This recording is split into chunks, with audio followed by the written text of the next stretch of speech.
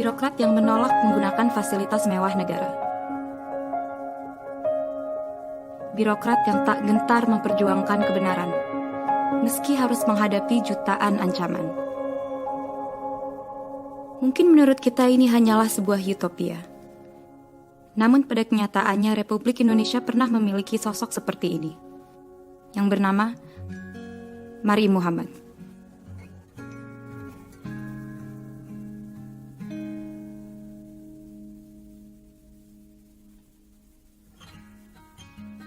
Satu hal yang saya tidak bisa temui di pihak orang lain, walaupun kakak saya sendiri gitu. Misalnya dalam mendorong orang berbuat jujur, mendorong orang berbuat baik, dan mendorong orang menuntut ilmu, itu Bapak luar biasa.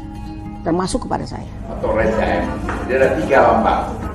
Tapi harus pilih salah satu negara, tidak boleh ada 2 lambang. Mari Muhammad lahir di Surabaya 6 tahun sebelum peristiwa bersejarah 10 November 1945. Tepatnya pada tanggal 3 April 1939.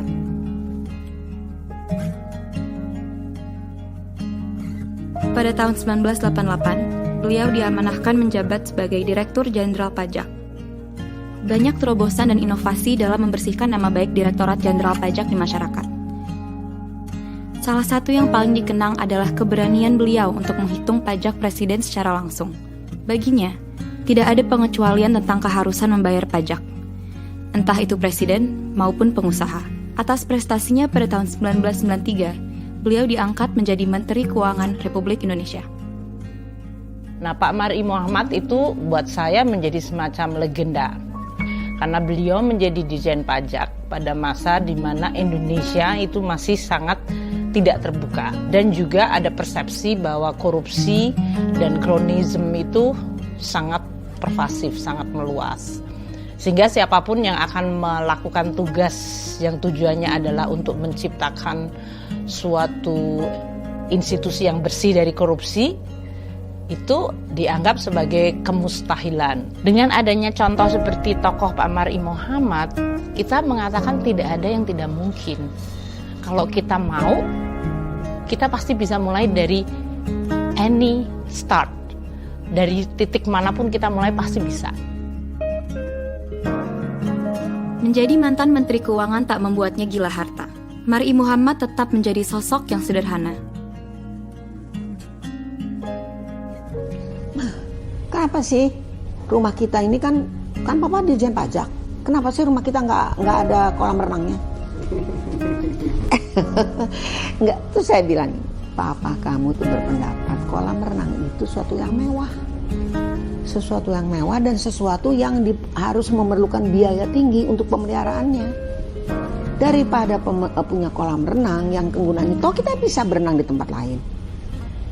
Lebih baik dananya itu diberikan kepada mereka yang berenang. Kesederhanaan inilah yang ditularkan kepada anaknya hingga detik ini.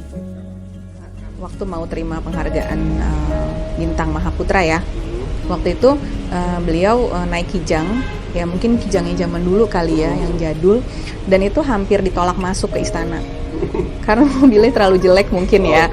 Sampai akhirnya itu buka pintu gitu, sampai akhirnya dia nunjukin mukanya gitu kan, terus dia bilang, saya Mari Muhammad, saya mau terima penghargaan. Baru Salma yang, oh iya silakan Pak. Jadi kayak sampai beliau tuh hampir ditolak untuk masuk ke istana karena saking jeleknya mobilnya, kayak gitu-gitu.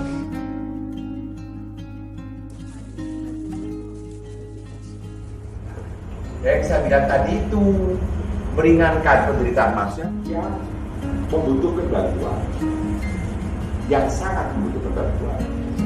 Kayak apa sih, Papa itu kayak kampus berjalan buat saya. Ditanya apa aja, mulai dari sosial, kemasyarakatan, agama, itu kayak selalu punya solusinya, selalu punya jawabannya. Dan jawabannya itu rata-rata memang semuanya rasional. Jadi memang masuk akal ya. Kalau oh iya benar juga ya gitu. Jadi itu sih. Kalau seseorang tidak amanah soal uang, bagaimana dengan hal lain? Begitulah salah satu kutipan yang terkenal dari Mr. Clean. Mari Muhammad merupakan teladan yang nyata. Contoh nyata dari kesederhanaan, kejujuran, dan integritas yang tinggi. Itulah sedikit cerita tentang sosok Mari Muhammad. Nama saya Fatia Izati, sampai jumpa.